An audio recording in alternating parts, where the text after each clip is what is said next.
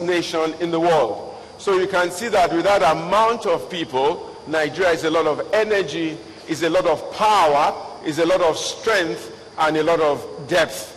People began to settle in Nigeria about 9,000 years before Christ, but it wasn't until the 9th century that we began to have a formalized form of governance in what they call the Kanem-Borno Empire.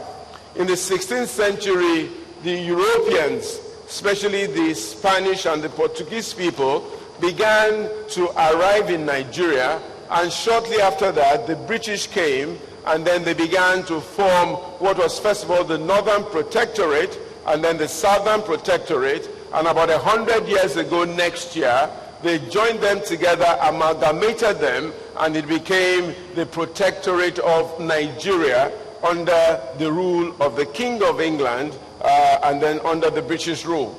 And then shortly after the Second World War, the agitation for rulership and independence came, and in 1960, about 53 years ago, Nigeria became an independent nation. I'm sure a lot of you know this history. Nigeria's economy, in spite of everything, is one of the fastest growing economies in the world. Everybody all over the world now know that Africa is the last continent to be industrialized. Africa is the place where you can make as much economic benefit as you can, and a lot of people are coming into Africa. Nigeria comprises of more than 250 ethnic groups. There's still a bit of a debate about it, but the most populous are the Hausa Fulani, reputedly about 29%, the Yoruba about 21%, the Igbos about 18%, the Jaws about 10%, Kanuri 4%, Ibibio 3.5%, and the Thieves about 2.5%, and so on and so forth. Right, over the years and over the centuries, Africa and Nigeria have been characterized by a series of what you call challenges, or what my slide calls the African crisis. The African crisis. And the African crisis comprises about 4 or 5 things. Okay? Abundant in natural resources. Abundant in natural resources, yet it remains extremely poor. Abundant in natural resources, yet the people within that resource structure remain extremely poor. Africa has large quantities of natural resource, diamonds, oil, gold, iron, cobalt. A lot of us have what you call this thing that you used to call people, what they call it, mobile phones. Mobile phones. Most of what you find in your mobile phone is actually harvested from the earth of Africa, but hardly in any place in Africa is a mobile phone manufactured. Most of the cobalt you find in your mobile phone actually comes from Africa, but no mobile phone is being manufactured in Africa. I used to crack a joke many, many years ago, and I used to say that Nigeria or Africa is perhaps the only place in the world where you grow yams in your backyard. You grow yams in your backyard, you harvest those yams, and then you send the yams to London, America, and then somebody pounds it into pounded yam and brings it back to you. It's only in Africa that that kind of thing happens. It's only in Africa that you have oil in your backyard, you harvest your oil, and then you send it to Europe, you send it to America, and then you import petrol. It doesn't happen anywhere else in the world. It's only in Africa that you have cocoa, and there's nobody in Africa making chocolates or making sweets, as it were. Most of the sweets and chocolates come from Europe, and it's only in Africa that you have so much abundance and so very little in the hands of people. Nigeria, on its own part, is also blessed with natural gas, petroleum, tin, iron ore, coal, limestone, niobium, lead, zinc, vast arable land, vast land in Nigeria. Many, many years ago, I went to Israel. I went to Israel for the first time.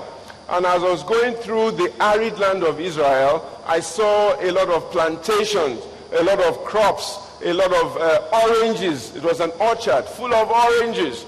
And there were big, big oranges on the trees. So I turned to my tour guide and I said, what kind of people are you in Israel? How can you be allowing these oranges to remain on the tree? I was imagining that orchard in Nigeria and in my village. And I knew that everybody in my village would bombard the orchard and pick the oranges. And the Israeli man turned to me and smiled. He says, we've taken the best of the oranges. Those ones are the worst. We cannot be bothered. It's too expensive to pick them up. So we've left them on the tree just to fall down. It's cheaper for us to fall down. And I said to myself, oh my God, if only I could move this orchard into Nigeria, then it will solve a few problems. He says, well, how do you guys do in Nigeria? I said, we have a lot of problems making these sort of things happen. And he laughed at me and says, you Nigerians are very funny people. He says, in Israel, we have to beg the ground to yield its increase. We have to titrate the floor. We have to put water on every tree, one by one, drop by drop. He says, every bit of water in Israel is recycled. He says, the water you drink has just come from your toilet because we recycle the water. We have to beg the ground. He says, but in Nigeria, you throw a seed outside, come back in 2 minutes later, and the seed has begun to grow. He says, how can you have so much and yet have so little? This is the question of Nigeria. This is the challenge of Africa. You know, somebody was saying that aside from oil, there's at least 33 or 34 different kinds of minerals and resource that could do as well or even better than oil. I was going through Kogi State a few months ago for someone's funeral, and growing out of the land were pieces of what you may call tile, what do you call this thing?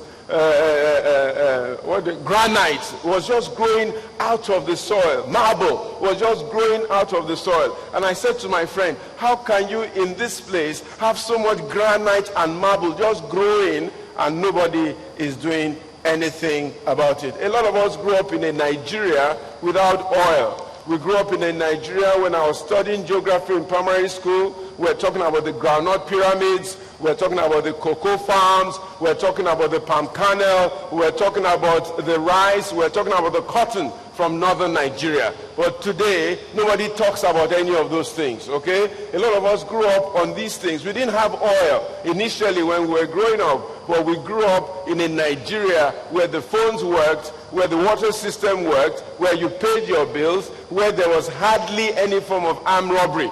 When I was growing up in Nigeria, we didn't have walls or fences. We didn't have anything in the place where I grew up in. You moved freely through the streets of Ibadan where I grew up. If you caught anybody stealing, it was a petty thief who was stealing some mangoes from the market or something like that. And it wasn't this kind of thing that we have, all of us living behind prisons, okay? There is a resource map of Nigeria out there, shows where the cocoa should be, shows where the cotton should be, shows where the rubber is, and so on and so forth. Let me give you a few statistics very quickly about Africa and possibly Nigeria.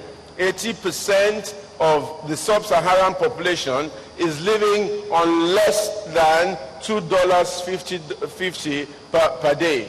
80% of us are living on less than $2.50 a day. And $2.50 in America cannot buy a liter of gas. Just barely buys a liter of gas. Maybe it will buy you 2 or 3, 4 bottles of water. And that's the kind of money that a lot of us are living on. The literacy rate in Africa is 63%. 63% of the people in Africa are having challenges with literacy, as it were. 31 countries reported child mortality rates of at least 10% in 2009. All of these countries were African countries except for Afghanistan. Only 16% of people in sub-Saharan Africa have access to potable drinking water through a household connection in their taps. Only 16% can switch on the tap and water will come out.